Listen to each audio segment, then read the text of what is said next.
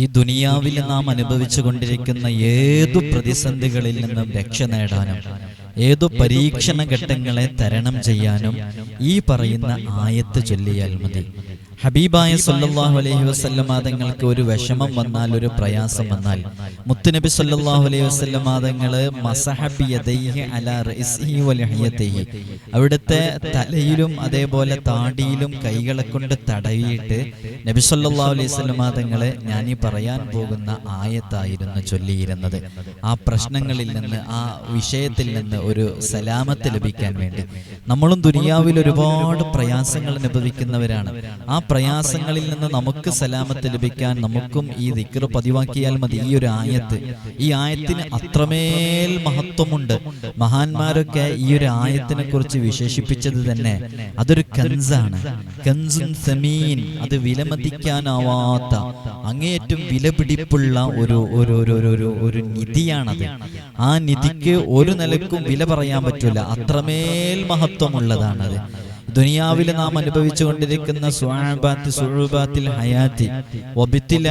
ദുനിയാവിൽ നാം അനുഭവിച്ചുകൊണ്ടിരിക്കുന്ന പ്രയാസങ്ങള്, പരീക്ഷണങ്ങള്, ബുദ്ധിമുട്ടുകള് എല്ലാത്തിൽ നിന്നും നമുക്ക് സലാമത്ത് ലഭിക്കാൻ ഈ ഒരൊറ്റ ആയത്തിന്റെ ഈ ഭാഗം മാത്രം മതി എന്നുള്ളതാണ്. മാത്രമല്ല, നമുക്കൊരുപാട് ശത്രുക്കളുണ്ട്. ആ ശത്രുക്കളെ തൊട്ട് വലിയ വിജയം ലഭിക്കാൻ, നമ്മെ പ്രയാസപ്പെടുത്തുന്ന ഒരുപാട് ആളുകളുണ്ട്. അവരെ തൊട്ട് നമുക്ക് വലിയ വിജയം ലഭിക്കാന്, നമ്മുടെ രോഗങ്ങൾ മാറാന്, അതേപോലെ തന്നെ ലാഹിരിയും ബാത്തിനിയുമായിട്ടുള്ള ഒരുപാട് രോഗങ്ങളുണ്ടല്ലോ, ആ രോഗങ്ങൾ മാറാന്, അള്ളാഹുവിന്റെ ഭാഗത്തു നിന്നുള്ള വലിയ ഒരു സഹായവും വലിയൊരു ഫത്ഹും നമ്മുടെ ജീവിതത്തിൽ ലഭിക്കാന്, ഇതിനൊക്കെ ഒരു ശാന്തിയുള്ള ജീവിതം ലഭിക്കാൻ, ഞാൻ ഇതിൽ പറഞ്ഞ വിഷയങ്ങളൊക്കെ അതിന്റെ മലയാളം നിങ്ങൾക്ക് പറഞ്ഞു തരാണ്, അറബി നോക്കിയിട്ട്. അങ്ങനെ തുടങ്ങി ദുനിയാവിൽ നാം അനുഭവിക്കുന്ന ഏതു പ്രയാസങ്ങളുണ്ടോ, ഏത് പ്രതിസന്ധികളുണ്ടോ, അതെല്ലാം നീങ്ങിയിട്ട് ഒരു സന്തുഷ്ട ജീവിതം, ഒരു സമാധാനമുള്ള ജീവിതം, അത് നമ്മിലേക്ക് കടന്നു വരാൻ ഈ ഒരു ആയത്ത് മതി എന്നുള്ളതാണ്. ആ ആയത്തിനെ കുറിച്ചാണ് നമ്മൾ ഈ വീഡിയോയിൽ പറയുന്നത്.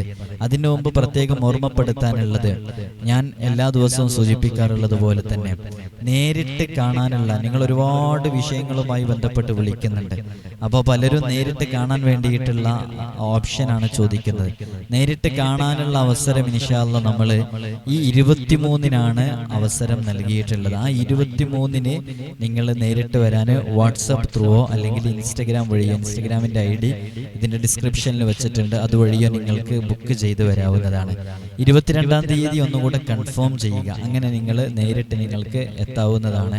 ഇൻഷാ അല്ലാഹ് നേരത്തെ തന്നെ എത്തിയാൽ വളരെ നേരത്തെ പോകാം. അല്ലാഹു സുബ്ഹാനഹു വ തആല ഖൈർ നൽകട്ടെ. അപ്പോൾ ആ ദിവസം മാത്രമാണ് ഇപ്പോൾ നമ്മൾ ഡേറ്റ് കൊടുത്തിട്ടുള്ളത്. ഇനി അതിനുശേഷമുള്ള ഡേറ്റ് പിന്നീട് അറിയിക്കുകയാണ് ചെയ്യുക.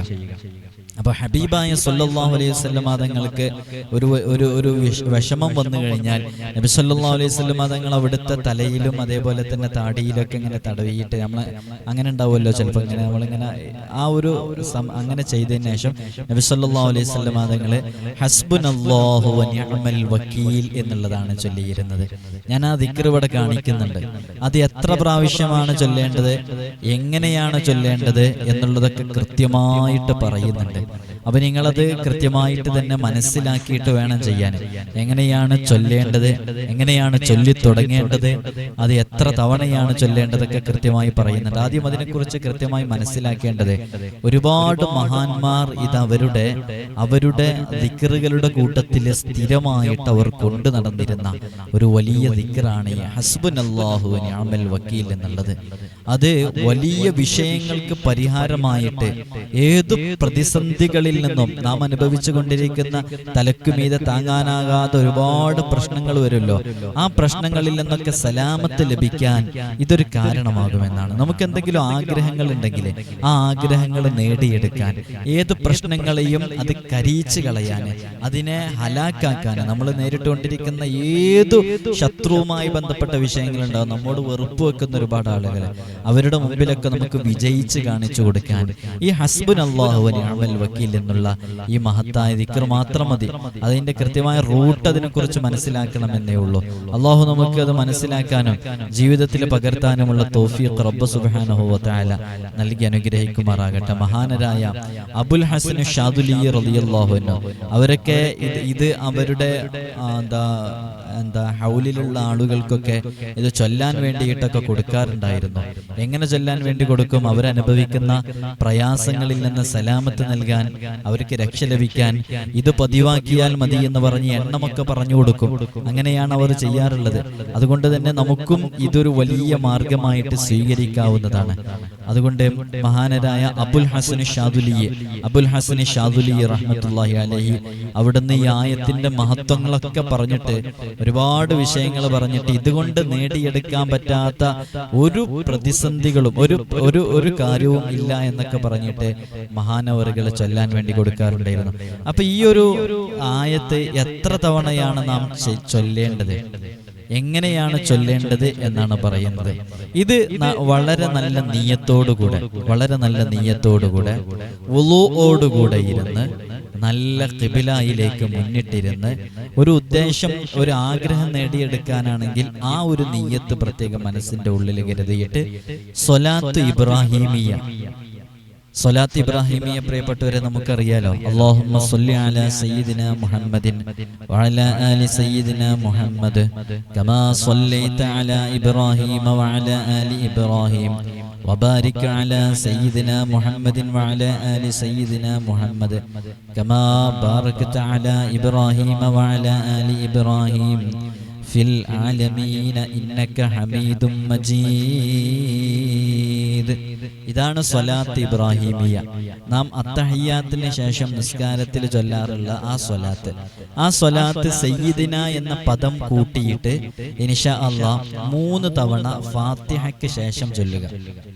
അപ്പൊ ആദ്യം ഫാത്തിഹ ഓതുക, എന്നിട്ട് സ്വലാത്ത് ഇബ്രാഹിമിയ 3 തവണ ചൊല്ലുക. എന്നിട്ട് നിങ്ങൾ ഹസ്ബുനല്ലാഹു വ നിഅമൽ വക്കീൽ എന്ന് അക്ഷരസ്ഫുടതയോടുകൂടെ, വുളൂഓടുകൂടെയായിരിക്കുമല്ലോ ഖിബിലയിലേക്ക് മുന്നിട്ടിരിക്കുക, അക്ഷരസ്ഫുടതയോടുകൂടെ തലയെല്ലാം മറച്ച സഹോദരിമാര്, പുരുഷന്മാര് സുന്നത്തുകളെല്ലാം പാലിച്ച് ഖിബിലയിലേക്ക് മുന്നിട്ട് ഹസ്ബുനല്ലാഹു വ നിഅമൽ വക്കീൽ എന്ന് പറയുന്നത് 450 പ്രാവശ്യം ചൊല്ലണം.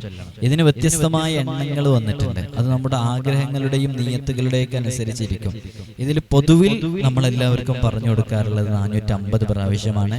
950 പ്രാവശ്യമുള്ള ഒരെണ്ണവുമുണ്ട്, 19,000 പ്രാവശ്യം ചൊല്ലേണ്ട എണ്ണവുമുണ്ട്, 4,000 പ്രാവശ്യം ചൊല്ലേണ്ടതുമുണ്ട്, 7,000 പ്രാവശ്യം ചൊല്ലേണ്ടതുണ്ട്. അത് ഓരോ വിഷയങ്ങൾക്ക്, ഓരോ കാര്യങ്ങൾക്ക് വേണ്ടിയിട്ടാണ്.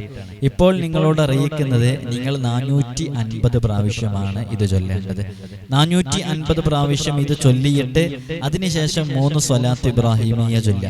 ആ 3 സ്വലാത്ത് ഇബ്രാഹിമിയ ചൊല്ലിയതിന്റെ ശേഷം 2 കൈകളിലേക്ക് ഇഷ്ഫി എന്ന് പറഞ്ഞു ഊതിയിട്ട് മുഖവും തലയും തടവുക. അതേപോലെ തന്നെ ശരീരത്തിന്റെ ഏതെല്ലാം ഭാഗങ്ങളിൽ തടവാൻ വേണ്ടി സാധിക്കുമോ അവിടെയൊക്കെ കൈയെത്തുന്ന ഭാഗങ്ങളിലൊക്കെ തടവി കഴിയുക. വലിയ ഫലമുള്ള നല്ല ഒരു അമലാണ് പ്രിയമുള്ളവരെ. ഇത് നിങ്ങൾക്ക് ജീവിതത്തിൽ ചെയ്യാൻ സാധിച്ചാൽ അത് വലിയ ഫലങ്ങൾ നേടിയെടുക്കാൻ സാധിക്കും. ഒരു പ്രാവശ്യമോ 2 പ്രാവശ്യമോ 3 പ്രാവശ്യമൊക്കെ ചെയ്യാം, എപ്പോഴും ചെയ്യാം.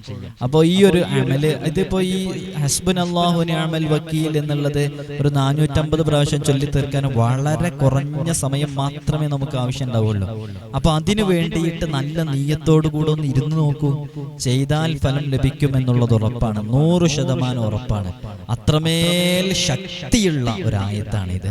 ഞാൻ പറഞ്ഞില്ലേ, നബി സല്ലല്ലാഹു അലൈഹി വസല്ലം തങ്ങളെ ഇദശ്തദ്ദ ഗമ്മുഹു, അവിടുന്ന് അവർക്കൊരു പ്രയാസം, ഒരു പ്രതിസന്ധി വന്നു കഴിഞ്ഞാൽ, അലട്ടിക്കൊണ്ടിരിക്കുന്ന ഒരു പ്രയാസം വന്നാൽ നബി സല്ലല്ലാഹു അലൈഹി വസല്ലം തങ്ങൾ ഇതായിരുന്നു ഹസ്ബുനല്ലാഹയാണ് പിടിച്ചത്. അപ്പൊ ഹസ്ബുനല്ലാഹ് എന്നുള്ള ഈ ഒരു ആയത്തിന്, ഈ ഒരു അല്ലാഹു മതി എന്നുള്ള ആ ഒരു തവക്കുലിന്റെ വാക്കിന് അത് വലിയ ഫലമുണ്ട് പ്രിയമുള്ളവരെ. സൂറത്തു ആലി ഇംറാനിലെ 173-ാമത്തെ ആയത്തിന്റെ ഭാഗമാണിത്. ഇൻഷാ അല്ലാഹ് നിങ്ങളൊക്കെ ജീവിതത്തിൽ പകർത്തുക. നമ്മൾ ഒരുപാട് അമലുകൾ നമ്മുടെ ഈ ഇതിൽ ഒരുപാട് അമലുകൾ പറഞ്ഞിട്ടുണ്ടായിരുന്നു. ബിസ്മില്ലാഹിർ റഹ്മാനിർ റഹീം എന്നുള്ളതിന്റെ അമല്, അതേപോലെ തന്നെ സൂറത്തുൽ ഫത്ഹിന്റെ അമല്, തഹജ്ജുദുമായി ബന്ധപ്പെട്ടിട്ടുള്ള ഒരു അമല്, അതേപോലെ യാസീനിന്റെ ഒരു അമല്, ഇപ്പോൾ ലാസ്റ്റ് നമ്മൾ യാ ലത്തീഫിന്റെ ഒരു അമല്. ഇതൊക്കെ നല്ല ഫലമുള്ളതാട്ടോ. എല്ലാം നിങ്ങൾക്ക് ചെയ്യാവുന്നതാണ്. ചെയ്തിട്ട് അത് ആ വിശ്വാസത്തോടു കൂടെ ചെയ്ത്, നമുക്ക് ചെയ്ത ഉടനെ, അത് ഞാൻ എപ്പോഴും എല്ലാ വീഡിയോയിലും പറയാറുണ്ട്, ഇത് ചെയ്ത ഉടനെ തന്നെ നിങ്ങൾ ഇങ്ങനെ കാത്തിരിക്കുന്ന പോലെയല്ല. ചെയ്താൽ നമ്മൾ നമ്മുടെ ഭാഗം കംപ്ലീറ്റ് ആക്കി, നമ്മൾ ചെയ്യേണ്ട ഭാഗം ചെയ്തു. ഇനി റബ്ബ് സുബ്ഹാനഹു വ തആല നൽകിയിരിക്കും നമ്മുടെ ഇഖ്ലാസിനും നമ്മുടെ വിശ്വാസത്തിനും നമ്മുടെ ആത്മാർത്ഥതയ്ക്കൊക്കെ അനുസരിച്ച് അല്ലാഹു അത് നൽകിയിരിക്കും തീർച്ചയാണ്. അപ്പോ നമ്മുടെ ലിസ്റ്റിലേക്ക് ഒരു അമല് കൂടെ വന്നിരിക്കുകയാണ്. ഹസ്ബുനല്ലാഹു വ നിഅമൽ വക്കീൽ എന്നുള്ളത് 450 പ്രാവശ്യം ചൊല്ലാനുള്ള അമല്. ഇത് ബിസ്മില്ലാഹിർ റഹ്മാനിർ റഹീം എന്നുള്ളതിനെ പോലെ 16,641 തവണ യാ ലത്തീഫ് എന്ന് ചൊല്ലുന്ന അമലിനെ പോലെ നല്ല ഫലമുള്ള അമലാണ്. നിങ്ങളൊക്കെ ജീവിതത്തിൽ പകർത്ത്. ഒരുപാട് പ്രയാസങ്ങളില്ല അനുഭവിച്ചു കൊണ്ടിരിക്കുന്നത്, കടങ്ങൾ അനുഭവിക്കുന്നവര്, മക്കളെ കൊണ്ട് പ്രയാസപ്പെടുന്നവര്, അങ്ങനെ തുടങ്ങി ജീവിതത്തിൽ ഇതൊക്കെ പ്രത്യേകം ഇതിന്റെ ചില ഇത് എന്തിനു വേണ്ടിയിട്ടാണ് ചെയ്യേണ്ടത് എന്ന് മഹാന്മാരൊക്കെ പറഞ്ഞ ഭാഗത്ത് കൃത്യമായിട്ട് കാണാം. ഇത് നമ്മൾ ശത്രുവുമായി ബന്ധപ്പെട്ട് നമ്മൾ ജോലി സ്ഥലത്തും മറ്റൊക്കെ ഒരു പ്രയാസം നമുക്ക് നേരിടുകയാണെങ്കിൽ ആ പ്രയാസത്തിനെ തരണം ചെയ്യാൻ വേണ്ടിയിട്ട്, അതേപോലെ തന്നെ നമുക്ക് നമ്മുടെ ജീവിതത്തിൽ ഒരു പ്രയാസവും വരാതിരിക്കാൻ വേണ്ടിയിട്ട്, രോഗങ്ങൾ മാറാൻ വേണ്ടിയിട്ട്, കടങ്ങൾ വീടാൻ വേണ്ടിയിട്ട്, നല്ല ഇസ്സത്തോടു കൂടെയുള്ള അഭിമാനത്തോടു കൂടെയുള്ള ബറക്കത്തോടു കൂടെയുള്ള ഒരു ജീവിതം സാധ്യമാകാൻ വേണ്ടിയിട്ട്, ഇങ്ങനെ തുടങ്ങി 17-18ഓളം ഇതിന്റെ നേട്ടങ്ങൾ, ഇത് ചൊല്ലിയാൽ അവർക്ക് ലഭിക്കാവുന്ന നേട്ടങ്ങൾ പറയപ്പെട്ടിട്ടുണ്ട്. അവ ഇതൊക്കെ കൃത്യമായി മനസ്സിലാക്കിയിട്ട് ഓരോരുത്തരും ഹസ്ബുനല്ലാഹു വ നിഅമൽ വക്കീൽ എന്നുള്ള ഈ അമല് ചെയ്യാൻ മുന്നിട്ട് വന്നാൽ ഇൻഷാ അല്ലാഹ് അതുവഴി നമുക്ക് വലിയ ഫലങ്ങൾ ലഭിക്കാൻ കാരണമാകും. അല്ലാഹു തൗഫീഖ് നൽകി അനുഗ്രഹിക്കുമാറാകട്ടെ. ഒരുപാട് ആളുകൾ വ്യത്യസ്തങ്ങളായ വിഷയങ്ങൾ പറഞ്ഞിട്ട് നമ്മോട് ദുആ കൊണ്ട് വസിയത്ത് ചെയ്തിട്ടുണ്ട്. ഞാൻ നേരത്തെ പറഞ്ഞ പോലെ ഒരാവർത്തി കൂടെ ഓർമ്മപ്പെടുത്തണം, പല ദിവസങ്ങളിലും വരാതിരിക്കാനും നമ്മളില്ലാത്ത സമയത്ത് വന്ന് തിരിച്ചു പോകാതിരിക്കാനും വേണ്ടിയിട്ടാണ് കൃത്യമായി ഓർമ്മപ്പെടുത്തുന്നത്. ജനുവരി 23-ാം തീയതിയാണ് നേരിട്ട് വരാനുള്ള അവസരം. അതുകൊണ്ട് തന്നെ 22-ന് നാട്ടിലുണ്ടോ എന്ന് കൺഫേം ചെയ്തതിനു ശേഷം മാത്രം 23-ന് എത്തുക എന്ന് ഓർമ്മപ്പെടുത്തുകയാണ്. കൺഫേം ചെയ്യേണ്ട രൂപം വാട്സപ്പ് വഴിയോ ഇൻസ്റ്റഗ്രാം വഴിയോ നിങ്ങൾ മെസ്സേജ് അയച്ചു നോക്കുക. റീപ്ലൈ എവിടെയെങ്കിലും ലഭിക്കും ഇൻഷാ അല്ലാഹ്. അതേപോലെ തന്നെ ഒരുപാട് ആളുകൾ സിഹർ കൊണ്ട് പ്രയാസപ്പെടുന്നവര്, അവരുടെ വീടുമായി ബന്ധപ്പെട്ട് പ്രയാസങ്ങൾ അനുഭവിക്കുന്നവര്, ജോലി സംബന്ധമായിട്ട് പ്രശ്നങ്ങളുള്ളവര്, വിവാഹ ജീവിതത്തില്, വൈവാഹിക ജീവിതത്തില്, കുടുംബ ജീവിതത്തില്, കോടതികളിൽ കേസ് നടക്കുന്നവര്, ഇങ്ങനെ തുടങ്ങി കള്ളക്കേസുകളിലും മറ്റുമൊക്കെ അകപ്പെട്ടിട്ടുള്ള പലരും, ഇങ്ങനെ തുടങ്ങി ഒരുപാട് ആളുകൾ നമ്മളോട് പല വിഷയങ്ങളും പറയാറുണ്ട്. അവർക്കൊക്കെ നമ്മൾ അതിൻ്റെതായ രൂപത്തിൽ കാര്യങ്ങൾ പറഞ്ഞു കൊടുക്കാറുണ്ട്. ഒരുവിധം അമലുകളൊക്കെ നമ്മൾ ഇതിൽ പറഞ്ഞിട്ടുണ്ട്. നിങ്ങളതൊക്കെ കൃത്യമായി വളരെ ആത്മാർത്ഥമായി ചെയ്താൽ മതി. അല്ലാഹു സുബ്ഹാനഹു വ തആല തൗഫീഖ് നൽകട്ടെ. എല്ലാ അമലുകളും റബ്ബ് സുബ്ഹാനഹു വ തആല നമ്മിൽ നിന്ന് സ്വീകരിക്കാൻ എല്ലാ വീഡിയോയിലും പറയാറുള്ളത് പോലെ 5 വഖത്ത് നിസ്കാരം ഒരു കാരണവശാലും ഖളാ ആക്കരുത്. ജീവിതത്തിൽ ഒരിക്കലും കളവ് പറയരുത്, ഗീബത്ത് പറയരുത്, നമീമത്ത് പറയരുത്. ഹറാം നമ്മുടെ കണ്ണുകളെ കൊണ്ട് കാണരുത്, ഹറാം കേൾക്കരുത്, ഹറാമുമായി ബന്ധപ്പെട്ട വിഷയങ്ങളിൽ ഏർപ്പെട്ടുകൊണ്ടിരിക്കരുത്. തെറ്റുകളിലായി ജീവിതം മുന്നോട്ട് പോയാൽ അല്ലാഹുവിന്റെ നോട്ടം നമ്മുടെ ജീവിതത്തിൽ ഉണ്ടാവുകയില്ല. പരിശുദ്ധമായ റജബ് മാസം നമ്മിലേക്ക് സമാഗതമാകുകയാണ്. ഹൃദയം ശുദ്ധീകരിച്ച് ആ റജബിന്റെ തുടക്കം നമ്മിലേക്ക് എത്തിയിരിക്കുകയാണ്. ഈ റജബിലെ അല്ലാഹുവിലേക്ക് ധാരാളമായി അടുത്ത് ജീവിക്കേണ്ട സമയത്ത് ജീവിതത്തിനൊരു മാറ്റം ഉണ്ടാക്കാൻ തയ്യാറാകണം എന്നുള്ളതാണ്. അതുകൊണ്ട് തന്നെ ഇനിയെങ്കിലും എൻ്റെ ശബ്ദം കേൾക്കുമ്പോൾ ഞാനതാണ് പറയുന്നത്, നമുക്ക് ഇങ്ങനെ എഫേർട്ട് എടുക്കുമ്പോൾ, ഇങ്ങനെ ഒരു പ്രയാസപ്പെട്ടിട്ട് അല്ലെങ്കിൽ സമയമില്ലാത്തിടത്ത് സമയമുണ്ടാക്കിയിട്ട് ഇങ്ങനെ വീഡിയോ ചെയ്യുമ്പോൾ, ഇത് കേൾക്കുന്ന ആളുകൾ, ലക്ഷക്കണക്കിന് ആളുകൾ പല വീഡിയോസും കാണുന്നുണ്ട്. 4 ലക്ഷം വരെ നമ്മുടെ വീഡിയോസ് ആളുകൾ കണ്ട വീഡിയോസുകളുണ്ട്. അപ്പം അത്രയും ആളുകളിലേക്ക് നമ്മുടെ വീഡിയോ എത്തുന്നുണ്ട്, റീച്ച് ആകുന്നുണ്ട്. അപ്പൊ അങ്ങനെയുള്ള സ്ഥിതിക്ക് അത്രയും ആളുകൾ നമ്മളെ കേൾക്കാനുണ്ട് എന്ന് മനസ്സിലാക്കുമ്പോൾ നമ്മളിത് പറയുമ്പോൾ ആരുടെയെങ്കിലും മനസ്സിൽ ഇതിലൊരു മാറ്റം, ഒരു മാറ്റത്തിന്റെ പരിവർത്തനം, ഒരു അലയൊലി, ഒരു അലയടിക്കൽ വന്നാൽ അവരുടെ ഹൃദയങ്ങളിലേക്ക് വല്ല മാറ്റവും ചെയ്യാൻ ഈ വിനീതന് സാധിച്ചാൽ നമ്മളിവിടെ സമയം ചെലവഴിച്ചതിനും പറഞ്ഞതിനും നിങ്ങൾ കേട്ടതൊക്കെ ഒരു നല്ല അമലായിട്ട് അത് സ്വീകരിക്കപ്പെടും. അതുകൊണ്ട് തന്നെ ഞാൻ എല്ലാ വീഡിയോയിലും ഓർമ്മപ്പെടുത്താറുള്ളത് പോലെ 5 വഖ്ത് നിസ്കാരം ഒരു കാരണവശാലും ഖളാ ആക്കുന്ന അവസ്ഥ നമ്മുടെ ജീവിതത്തിൽ ഉണ്ടാകരുത്. ഹറാമിൽ നിന്നും പരമാവധി മാറി നിന്ന് ജീവിക്കാൻ ശ്രമിക്കുക. ഹറാം കേൾക്കരുത്, കാണരുത്. നമ്മുടെ മക്കളെ അത്തരം വിഷയങ്ങളിലേക്ക് ഏർപ്പെടാതിരിക്കാൻ വേണ്ടി അതും നമ്മൾ ശ്രദ്ധിക്കണം. ഖു അൻഫുസകും വ അഹ്ലീകും നാറ. നിങ്ങൾ നിങ്ങളുടെ സ്വശരീരം മാത്രമല്ല, നിങ്ങൾ നിങ്ങളുടെ അഹ്ലി എന്ന് പറയപ്പെടുന്ന മക്കള്, ഭാര്യ, ഭർത്താവ് ഉൾപ്പെടെ ആര് നമ്മുടെ കീഴിലുണ്ടോ അവരൊക്കെ ഇത്തരം വിഷയങ്ങളെ തൊട്ട് കാവല് സൂക്ഷിക്കല് നമ്മുടെ ബാധ്യതയിൽപ്പെട്ടതാണ്. ഉമ്മാ, നിങ്ങൾ നിസ്കരിച്ചത് കൊണ്ട് കാര്യമില്ല. ഉപ്പാ, നിങ്ങൾ 5 വഖത്ത് പള്ളിയിൽ ഇമാമിന്റെ തൊട്ടു പിറകെ തന്നെ മെഹ്റാബിന്റെ തൊട്ട് ചാര തന്നെ നിന്ന് 5 വഖത്ത് ജമാഅത്ത് നിസ്കരിക്കുന്ന ഉപ്പയായത് കൊണ്ട് കാര്യമില്ല. ഉപ്പയും ഉമ്മയുമായ നിങ്ങൾക്ക് എപ്പോഴാണോ നിങ്ങളുടെ മക്കളെ സുബ്ഹ് നിസ്കാരത്തിന് ഖളാ ആകുന്ന സമയത്തിന്റെ മുമ്പ് വിളിക്കാൻ സാധിക്കുന്നത്, സ്കൂളിലേക്ക് പോകുന്ന സമയത്ത് ളുഹർ നിസ്കാരം, എന്റെ മോളുടേത് പ്രായപൂർത്തി കഴിഞ്ഞ എന്റെ പ്രിയപ്പെട്ട മോളുടെ ളുഹർ നിസ്കാരം ഖളാ ആക്കുന്ന അവസരമുണ്ടെങ്കിൽ ആ അവസരത്തിന് മാറ്റങ്ങൾ ഉണ്ടാക്കാൻ ഉമ്മ ഉപ്പ നിങ്ങൾക്ക് എപ്പോഴാണോ അതിന് സന്നദ്ധത വരുന്നത്, അപ്പോഴാണ് നിങ്ങളും നിങ്ങളുടെ ഇബാദത്തുകൾ, നിങ്ങളുടെ തർബിയത്ത് അത് സ്വീകരിക്കപ്പെടുന്ന തർബിയത്തായിട്ട് മാറുക. ആ രൂപത്തിലാണ് നമ്മുടെ മക്കളെ വളർത്തേണ്ടത്.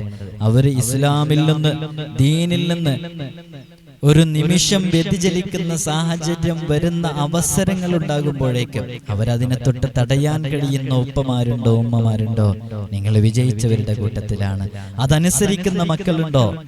ഉമ്മയും ഉപ്പയും പറയുമ്പോഴേക്കും മക്കൾ അതനുസരിക്കുന്ന സാഹചര്യമാണോ ഉള്ളത് എങ്കിൽ നിങ്ങളുടെ കുടുംബജീവിതം മനോഹരമായ കുടുംബജീവിതമാണ്. അതിനാദ്യം ഭാര്യ ഭർത്താക്കന്മാർ തമ്മിൽ ഐക്യം വേണം. അവർ തമ്മിൽ ഈ ഒരു ബോണ്ട് വേണം. ഏതൊരു ബോണ്ട് വേണം? നല്ല അറ്റാച്ച്മെന്റ്, നല്ല ഫ്രണ്ട്ലി ആയിട്ടുള്ള ഇടപെടലുകൾ വേണം. അപ്പോഴാണ് അതിനൊക്കെ സാധ്യമാകുക.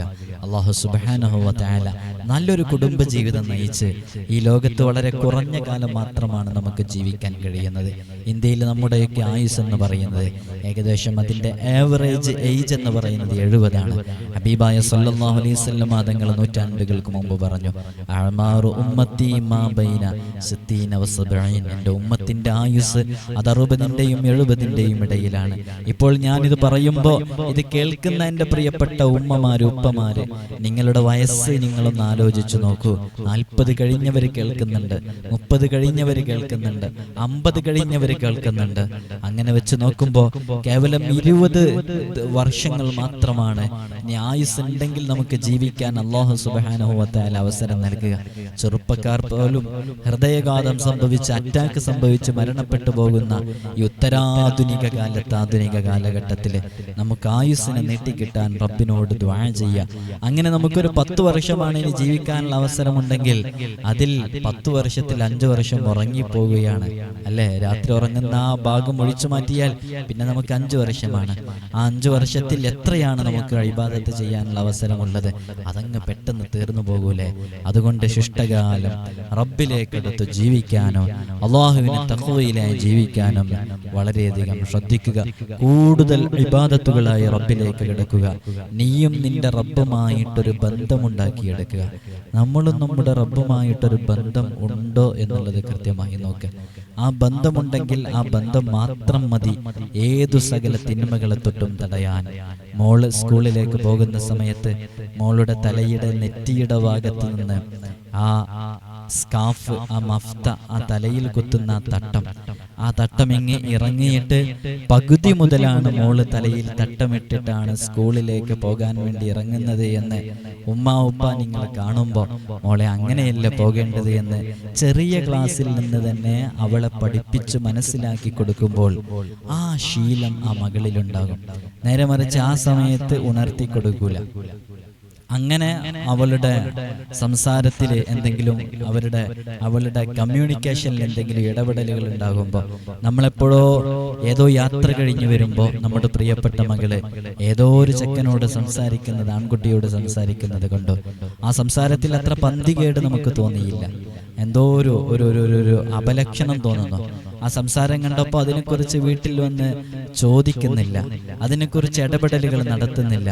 അപ്പോൾ ആ കുട്ടിക്ക് അത് വളരാനുള്ള സാഹചര്യം നമ്മൾ ഉണ്ടാക്കി കൊടുത്തു. അങ്ങനെ ആ സംസാരം വളർന്ന് അവസാനം ആ ചെക്കനും ഈ നമ്മുടെ മകൾക്കും വേർപിരിയാൻ കഴിയാത്ത രൂപത്തിൽ അടുത്തുപോയി. അങ്ങനെ അവസാനം നമ്മൾ അതിനെതിരെ നിൽക്കുന്നു. ആ ചെക്കന് ഇവളെ കൂട്ടിയിട്ട് വീട്ടിൽ നിന്ന് പുറത്തിറങ്ങിയിട്ട് പിന്നീട് നാം മിസ്സിംഗ് കേസ് കൊടുക്കുന്നു കോടതിയിൽ.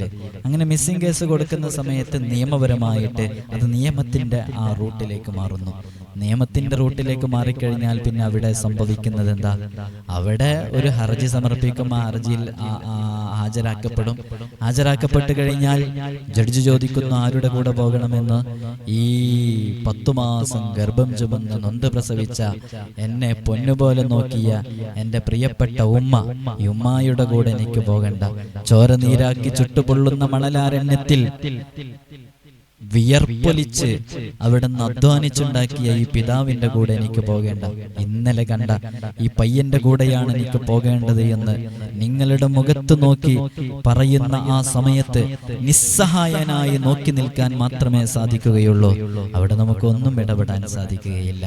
അതുകൊണ്ട് ആ ഒരവസ്ഥയിലേക്ക് എത്തുന്നതിന്റെ മുമ്പ് ആ ചെറുപ്പം നാളിലെ ചിട്ടയിലൂടെയുള്ള വളർച്ച, അന്യാണിന്റെ മുഖത്തേക്ക് നോക്കല്, അവരോട് സംസാരിക്കല്, അവരോട് കളിച്ചിരിക്കല്, ഇതൊന്നും ശരിയല്ല എന്ന നിലപാട് നമ്മുടെ പ്രിയപ്പെട്ട വളർന്നു വരുന്ന പുതുതലമുറയിലെ പെൺകുട്ടികൾക്ക് പറഞ്ഞു മനസ്സിലാക്കി കൊടുക്കാൻ സാധിക്കണം. ഈ വിനീതൻ ക്യാമ്പസുകളിൽ പഠിച്ചുകൊണ്ടിരിക്കുന്ന ഒരു വിദ്യാർത്ഥിയാണ് എന്ന അടിസ്ഥാനത്തിൽ ക്യാമ്പസുകളുടെ അകത്തളങ്ങളിൽ നടന്നുകൊണ്ടിരിക്കുന്ന ഈ പ്രണയ ജീവിതങ്ങള്, അവരുടെ ഈ ഫ്രണ്ട്ഷിപ്പുകള്, അവരുടെ ഈ സൗഹൃദം ഏതു രൂപത്തിലേക്കാണ് വളർന്നുകൊണ്ടിരിക്കുന്നത് എന്ന് കോളേജിൽ പോകുന്ന എനിക്ക് കൃത്യമായിട്ടറിയാം. അതുകൊണ്ടാണ് ഇതിനെക്കുറിച്ച് ഇത്രത്തോളം പറയുന്നത്. അവരുടെ ബന്ധങ്ങളിൽ പണ്ടുകാലങ്ങളിൽ നാം കണ്ടിരുന്ന പല തെറ്റുകളും ഇന്ന് തെറ്റല്ല. അവര് ആ രൂപത്തിൽ അവരുടെ മറ്റൊരാളുടെ തോളിൽ കൈയിട്ട് നടന്നാൽ, ഒരന്യ ആണിന്റെ തോളിൽ കൈയിട്ട് നടക്കുന്നത് അത് നല്ല ബന്ധമായി കണക്കാക്കപ്പെടുന്ന ക്യാമ്പസ് ലോകത്താണ് നമ്മുടെ മക്കൾ വളർന്നുകൊണ്ടിരിക്കുന്നത്. എന്തെങ്കിലും ഒരു ഇന്റർവെല്ലിൽ വരുമ്പോ ഒരാൺകുട്ടിയുടെ മടിയിലേക്ക് തലവെച്ച് ഒരു പെൺകുട്ടി കിടക്കുന്നത് അതൊരു പ്രയാസമില്ലാത്ത, അല്ലെങ്കിൽ അതൊരു തെറ്റല്ലാതെയായി കരുതുന്ന ഒരു അവസ്ഥാവിശേഷത്തിലൂടെയാണ് ക്യാമ്പസ് ജീവിതം മുന്നോട്ട് പോയിക്കൊണ്ടിരിക്കുന്നത്. അതൊന്നും തെറ്റല്ല എന്ന്. എന്തെങ്കിലും ഒരു അവസരത്തിൽ പെട്ടെന്ന് ഒരു യാത്ര പോകണമെങ്കിൽ അത് തൻ്റെ സ്വന്തം ആൺ സുഹൃത്തിൻ്റെ ഒപ്പം നമ്മുടെ മകൾക്ക് പോകാൻ പറ്റും. അങ്ങനെ പോയി കഴിഞ്ഞാൽ അതൊന്നൊരു പ്രശ്നമില്ല, അതൊക്കെ ഒരു നല്ല ലക്ഷണമാണ് എന്ന് മനസ്സിലാക്കുന്ന കുട്ടികൾ വളർന്നുകൊണ്ടിരിക്കുന്ന കാലഘട്ടത്തിൽ തുടക്കം മുതലേ നമ്മുടെ മക്കളെ ശ്രദ്ധിച്ചാൽ നല്ല മക്കളായി തിരിച്ചു കിട്ടും. കതിരിൽ വളം വെക്കരുത് എന്നാണ്. കതിരിൽ വളം വെക്കരുത് എന്ന് പറഞ്ഞാൽ കൃഷി ചെയ്ത് അത് വളർന്നു വലുതായി അത് കതിറായി വരുന്ന സമയത്ത് അവിടെയല്ല വളം വെക്കേണ്ടത്. വളം വെക്കേണ്ടത് അതിൻ്റെ കൃഷിയുടെ പ്രാരംഭഘട്ടത്തിലാണ്, അല്ലേ? അപ്പോൾ വളർന്നു വലുതായി കഴിഞ്ഞതിന് ശേഷം വളം വെച്ചിട്ട് കാര്യമില്ല. അതേപോലെ നമ്മുടെ മക്കൾ വളർന്നു വരുമ്പോൾ തന്നെ നമ്മൾ അതിനുള്ള ട്രീറ്റ്മെന്റ് കൊടുക്കണം, അല്ലേ? അതിനുള്ള പരിഹാരങ്ങൾ പറഞ്ഞു കൊടുക്കണം. വളർന്നു വലുതായി അവസാനം 18ഉം 22ഉം വയസ്സായിട്ട് മക്കളെ നന്നാക്കാൻ നിന്നാൽ ഒരിക്കലും തിരിച്ചു കിട്ടൂല. അതുകൊണ്ട് നല്ല പാരന്റിങ് നടത്തുക. ഈ പറഞ്ഞ ഹസ്ബുനല്ലാഹു വനിഅമൽ വക്കീൽ എന്ന മഹത്തായ ദിക്റിന്റെ അമലാണ് നമ്മൾ ഈ വീഡിയോയിൽ പറഞ്ഞത്. കൃത്യമായി കാര്യങ്ങൾ ചെയ്യാനും അതുവഴി ഒരുപാട് ആഗ്രഹങ്ങൾ നേടിയെടുക്കാനും റബ്ബ് സുബ്ഹാനഹു വ തആല നമുക്ക് വഴി തെളിയിച്ചു തരട്ടെ. അസ്സലാമു അലൈക്കും വറഹ്മത്തുള്ളാഹി തആല വബറകാതുഹു.